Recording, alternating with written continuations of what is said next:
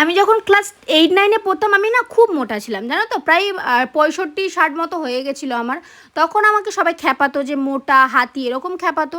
আর আমার রং যেহেতু কালো আরও নোংরা নোংরা কথা বলতো, যাই হোক।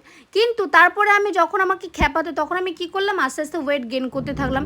এতটা পরিমাণে ওয়েট গেন করে ফেলেছিলাম যে আমার তখন ওয়েট হয়ে গেছিলো প্রায় 30 থেকে 35 এরকম, এতটা পরিমাণে রোগা হয়ে গেছে, পাখির মতো এরকম চেহারা ছিল। পাগুলো ঠ্যাংগুলো দেখলে মানে ছবিগুলো দেখলে না এখন মানে বিরক্তিকর লাগে। তারপরে এখন আমি খাওয়া দাওয়া করি, বেশ প্রপার খাওয়া দাওয়া করি, তখন আমার ওয়েটটা অনেকটা পরিমাণে বেড়ে গেছে, অনেকটা।